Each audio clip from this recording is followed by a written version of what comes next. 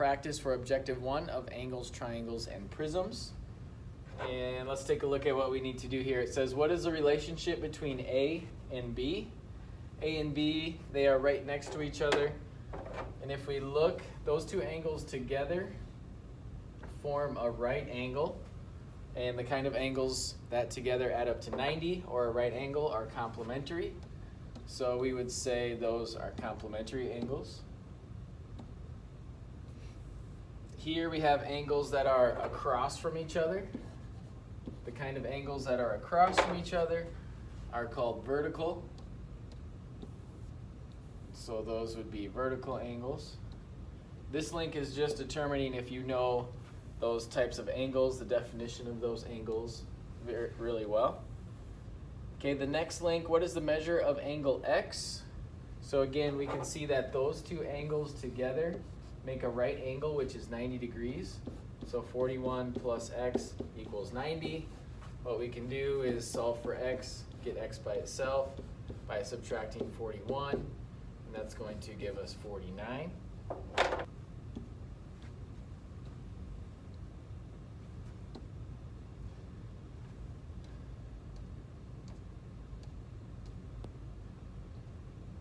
Next question, in here we can see those two angles together make a straight line, which is 180 degrees. So X plus 149 is 180. So we can subtract 149 to get X by itself. Subtract 149, X equals 31.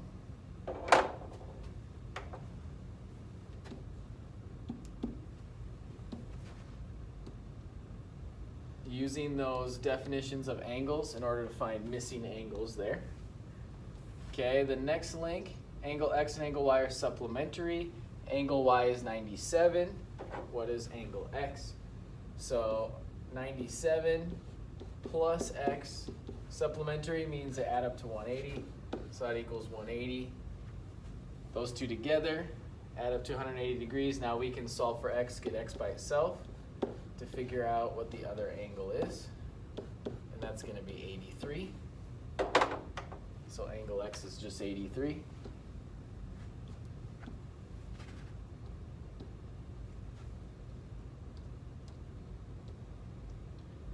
And A and B are complementary, which means they add up to 90. Angle A is 44, so 44 plus B equals 90. Again, you have to know that definition really well in order to be able to solve this. So make sure you have those definitions down and you're using those as you work through this practice. We'll subtract 44 to get B by itself. Subtract 44 and we get 46 for angle B.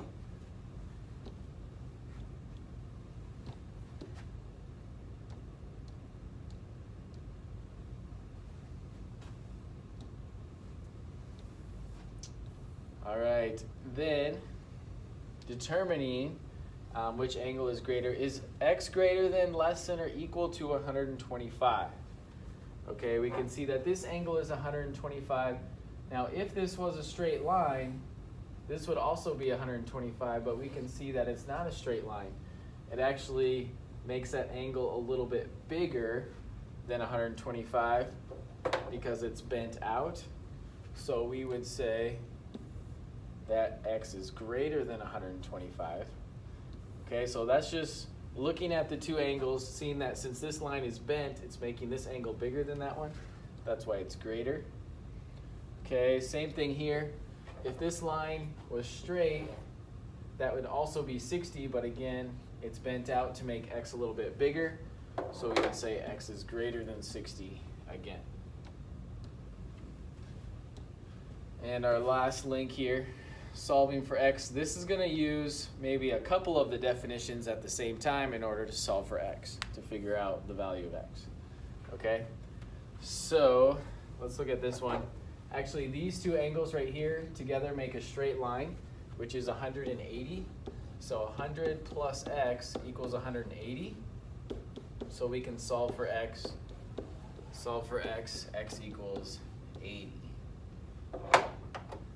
Okay, so that other 100 was just extra information. Sometimes they try and throw us off with extra information. Let's try one more. Okay, we can see these are straight lines right here. So then we know that these two angles are vertical, which means they're going to be equal. So then x would just be 100 degrees right there. Okay. All right, that's all we have for examples today.